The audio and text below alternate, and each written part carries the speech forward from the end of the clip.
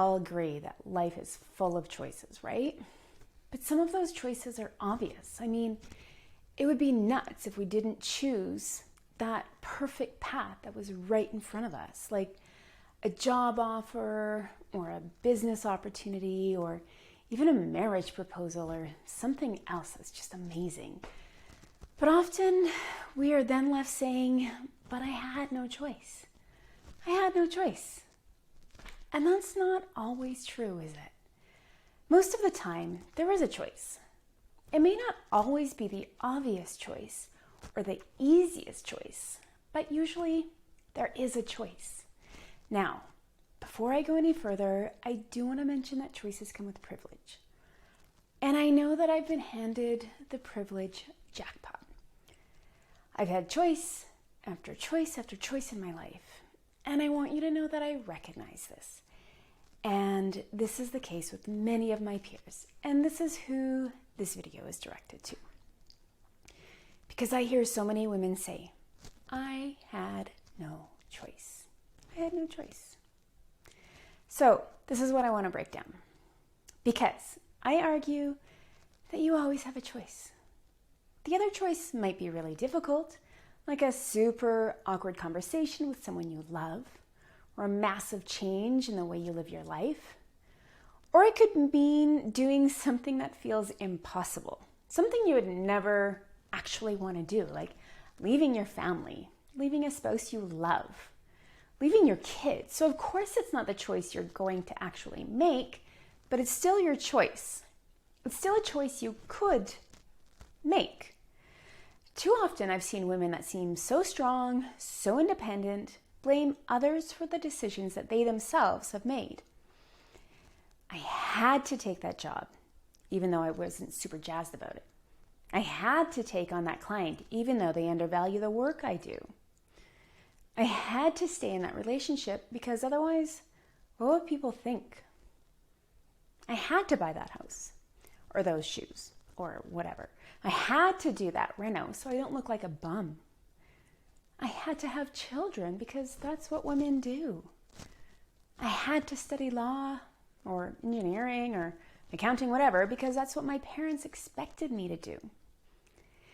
We hear it all the time. I had no choice to do whatever.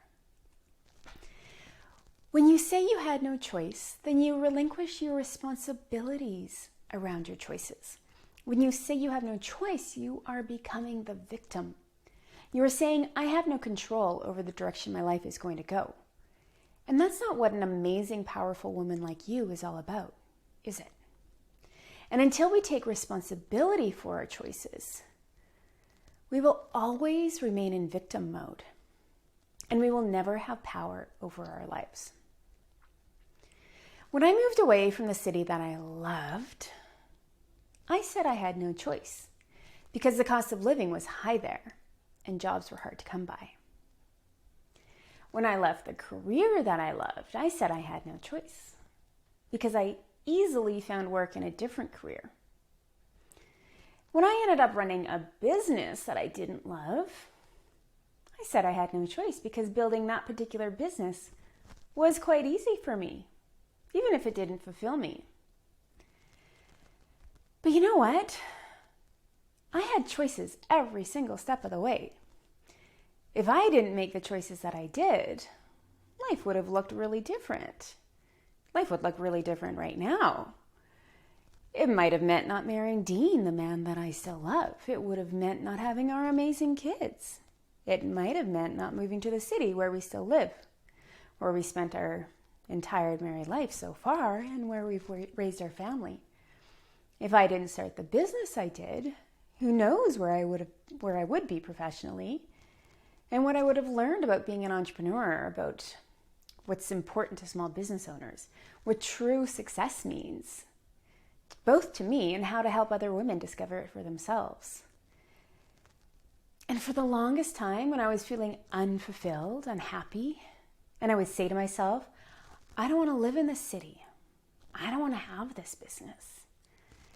It would have been really easy to turn around and say, I didn't have a choice. I was forced into these decisions. I could have played the victim. And many times I did. And all of that would have been a bunch of BS. It was. Because I had a choice every step of the way. And when faced with those choices, I made decisions that made sense for myself and for my family. Some people might even say that I took the easy way, because instead of fighting those uphill battles, I took advantage of great opportunities that were staring me right in the face. So what do you think? What do you think about taking responsibility for the choices you've made in your life? Because taking responsibility for those choices mean you get to take a few actions. There are 3, in fact, that I can think of. First of all, you can let go of resentments.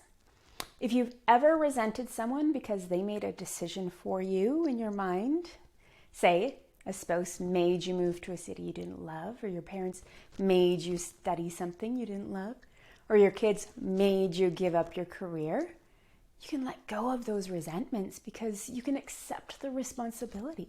You can stop playing the victim and you can resist blaming them.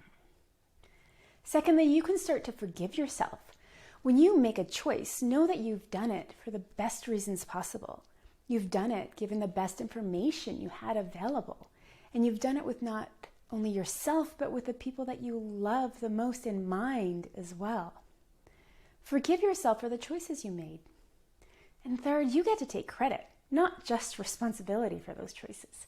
I've done some pretty kick-ass things with the choices I've made, even though they weren't my first choice. And if I was going to be all victim-like and say, I had no choice, then I couldn't take credit for those choices. So I'm going to damn well claim them and give myself a shout out for the great decisions I've made. And I think you should too. You can flip the script on that one. So my friend, moving forward, I know that you are not a victim. Know that you are the one making the choices in your life. Know that with those choices, you are taking full responsibility for whatever direction your life is heading.